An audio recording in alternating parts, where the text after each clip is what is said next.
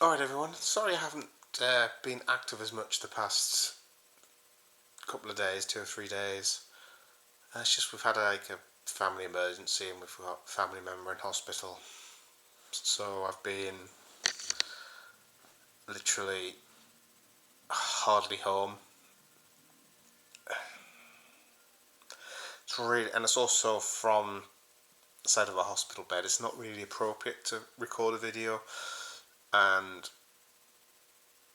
I'd have to do it on my phone with all the general hustle and bustle that you get in a hospital ward. So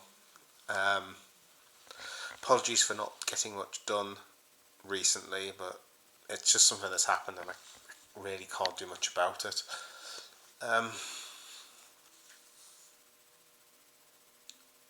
So I am very behind on the news. It was only today I looked and I saw what the Forest score was, for example, against Brentford. I didn't even see the matches last night. I couldn't even tell you the scores from last night. In Europa League, because it was, what was it, Man United versus Bilbao, and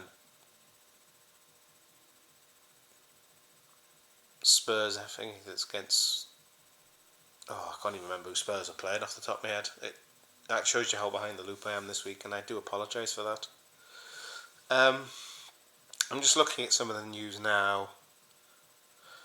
So Enzo Maresca's warned us that they're closing the gap, but we're going to get a guard of honour.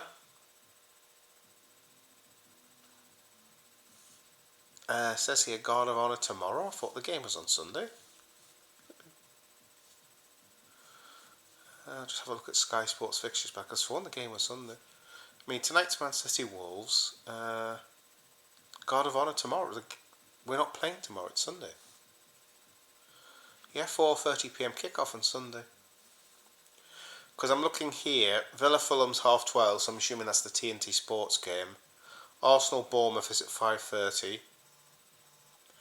and then Sunday, Brighton Newcastle's 2 p.m. and we're at 4:30. And as I said, tonight is Man City Wolves. I'm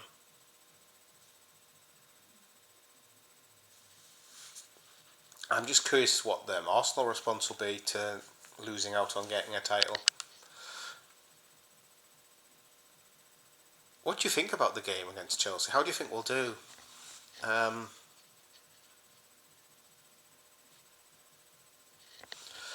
That's an interesting one because you never know how it's going to be when it's like, because the pressure's off, you know?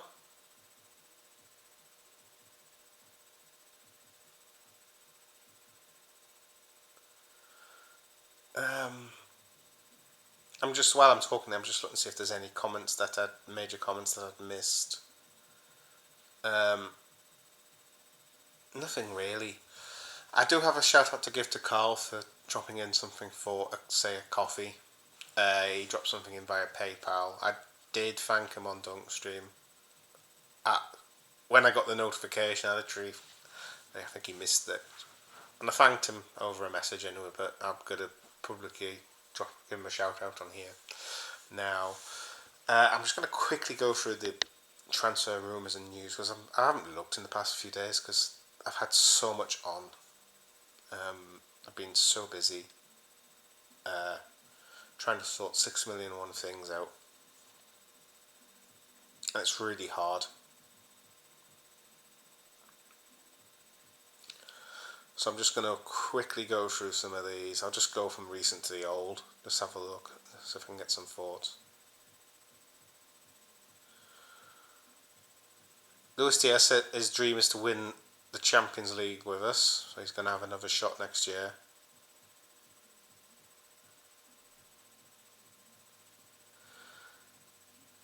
My phone has decided to freeze. Kai Havertz could return before the end of the season, so he may be at Anfield. I don't know. Doesn't really matter. My phone is frozen again.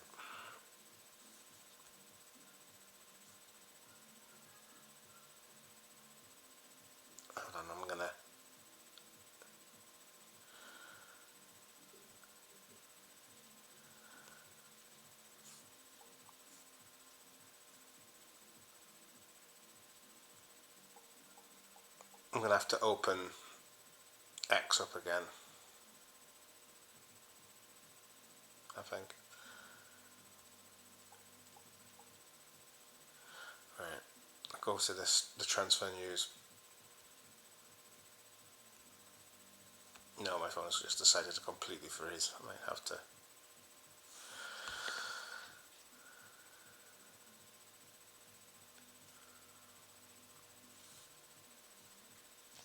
I might just have to completely restart it. Yeah. So, obviously, the one about Kai Havertz there. That was the last thing I managed to read.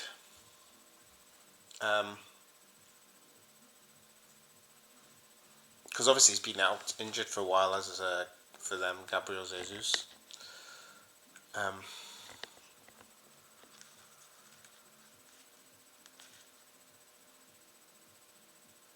Just let my phone restart, and then maybe I'll try and actually see X again.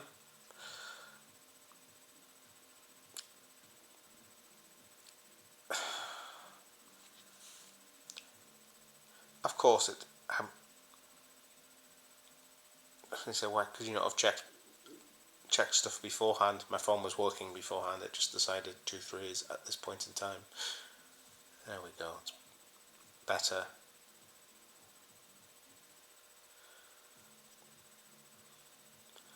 Alexis McAllister's stunning strike in the 24th minute that put the Reds 2-1 up against Spurs produced a peak magnitude 1.74 tremor on the Richter scale. That from the celebrations.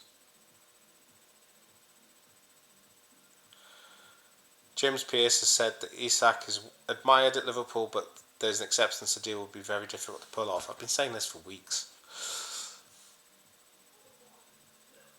The futures of Luis Diaz and Diego Jota have been the subject of speculation. Liverpool don't want to lose Diaz, and the same goes for Jota. There's no sign of either pushing for a move.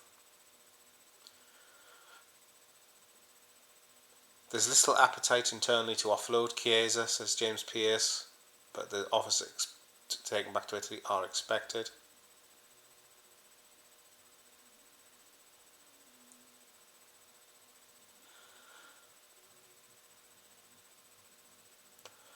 Gravenberch's impact in the deeper six moment, signing another holding midfielder is no longer a priority, so maybe they'll just look at more of an backup. The club apparently want Elliott to stay, but if he decides he wants to move this summer, they would reluctantly consider offers.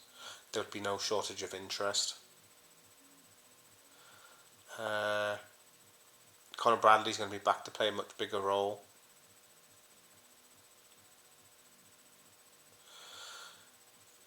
Seth here about recent speculation on Trent U-turning. He's expected to still move.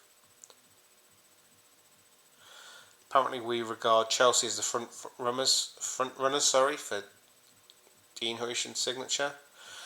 Now, I've done stuff on that saying that he doesn't want to go to Chelsea, so this is all very interesting.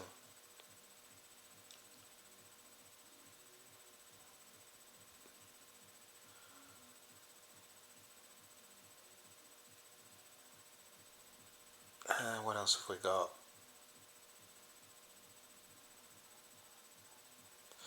Kelleher will only move if guaranteed a starting role.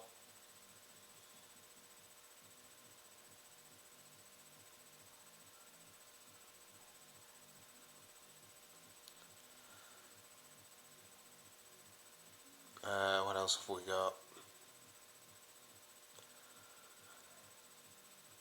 Liam Delap's demanding wages of between 120 and 150k a week to leave Ipswich. That's from Chronicle Live. That's a Newcastle-based source.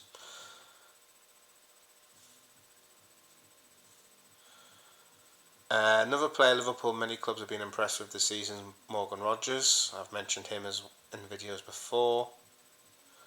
At right back, Arne Slot remains an admirer of Luciano Gertruda. And I'm not surprised he was right back for Feyenoord under Slot. Aitnor is one of the types of attacking left back Liverpool are looking for.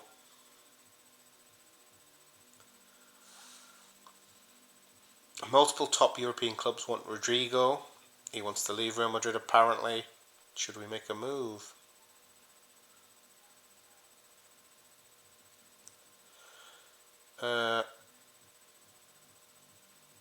Lewis Steele has said Akitika is the one to watch.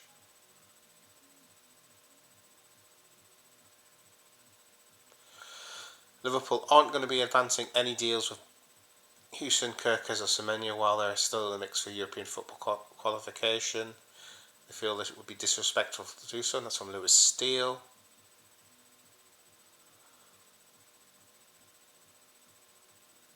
So Lewis Steele had been saying a lot recently. He says, I wouldn't be surprised if Joe Gomez left. Now, if you remember when they're doing the celebrations, there was a period he was sort of on his own. He looked a bit adrift of everybody.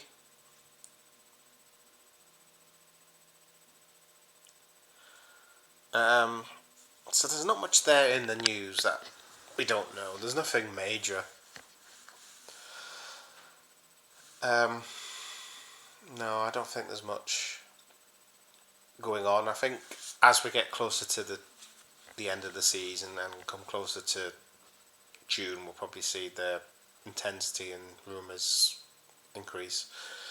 But yeah, I just wanted to touch base with you and say sorry once again for not being very active, but it's just been a situation that's been out of my hands. Alright guys, thank you very much.